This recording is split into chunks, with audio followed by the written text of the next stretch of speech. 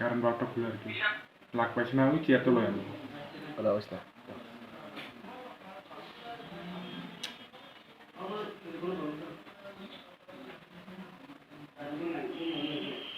kormo bukaste kre kre thaino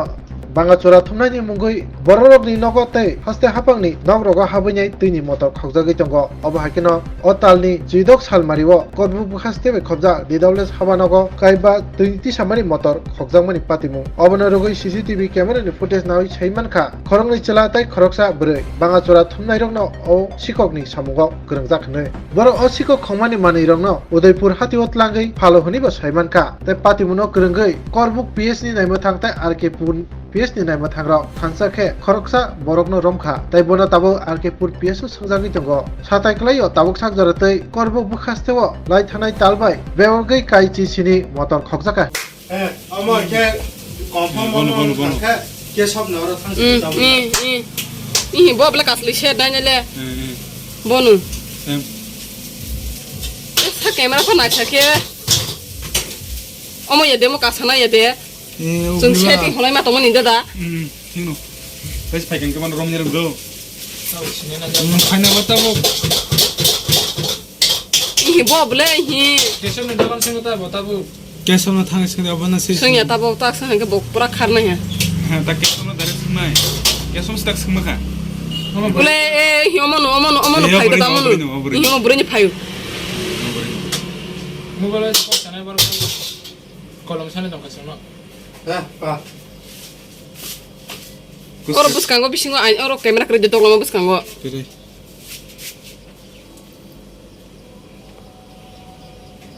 বরক না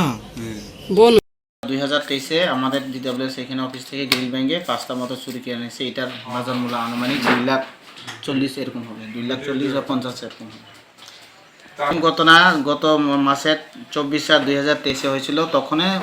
ওই same ভাবে ওইখান থেকে 12টা মতো চুরি করে নিয়ে গেছে তো আমরা ওই সময়ও পুলিশকে এফআইআর করেছি এবং ওনাদের ইয়ার মতো তদন্ত করেছে কিন্তু আমার কাছে কোনো ইয়ে নেই লাস্টে আমরা যখন 12 তারিখ সিসিটিভি ক্যামেরা ইনস্টল করেছে 12 তারিখ করার পরে 16 তারিখে চুরি হয়েছে যার দরুন আমাদের কাছে সিসিটিভি ক্যামেরা ফুটেজ সম্পূর্ণভাবে দেখা যাচ্ছে একজন লোক আর একজন পুরুষ একজন মহিলা আর একজন কোনার যে দাঁড়ায় আসলো এটা অন্ধকারে দেখা যাচ্ছে না ভালো করে তখনও করবুক সাব ডিভিশন আমাদের অফিসের কারেন্টও নেই কারেন্ট চলে গেছে তো 3 জনের মতন লোক দেখা যাচ্ছে ওইখানে যে এই সিসিটিভি ক্যামেরার ওই সব সিসিটিভি ফুটেজ আমরা সব পুলিশকে দিয়ে দিয়েছি তদন্ত করার জন্য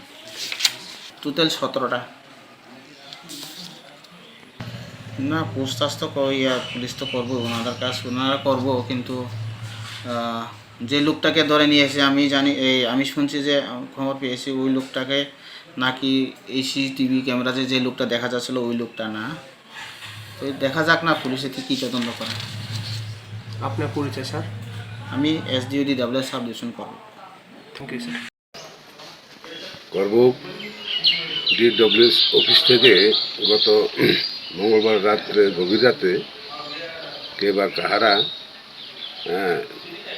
ওই অফিসের গ্রিলের দরজা ভেঙে 5টি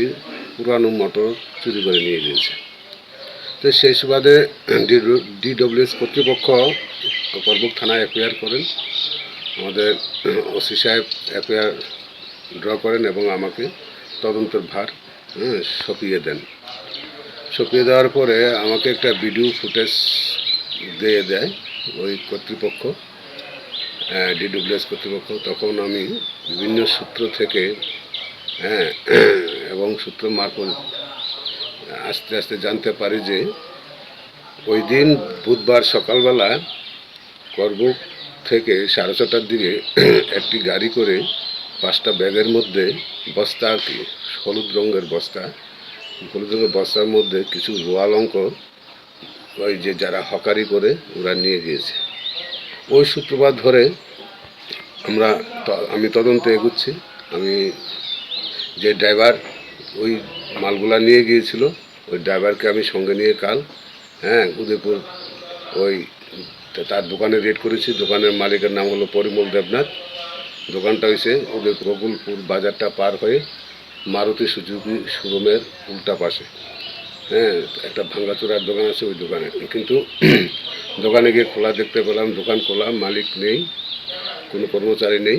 মালিক হয়তো সম্ভবত আমাদেরকে দেখে পালিয়ে গিয়েছে, কিন্তু তার দোকানটাকে আমরা সার্চ করছি, করেও আমরা মাল টাল পাইনি। তারপরে তার বাড়ির খোঁজ খবর নিয়ে তার বাড়িতে যাই আমরা দুইবার, বাড়িতেও তাকে পাওয়া যায়নি। তো ধারণা করা হচ্ছে যেহেতু ও ভাঙ্গাচোরার দোকানের ওই লোকগুলো, যে লোকগুলা এই করবুক থেকে এই সামগ্রী, এই চুরির সামগ্রী হয়তো হতে পারে, নাও হইতে পারে, লোহা লঙ্করও হইতে পারে, ওগুলা নিয়ে গিয়েছে তার দোকানে, কিন্তু সে তো পলাতক। যদি তাকে আমরা জিজ্ঞাসাবাদ করতে পারতাম বা ধরতে পারতাম, হ্যাঁ, তাহলে আমরা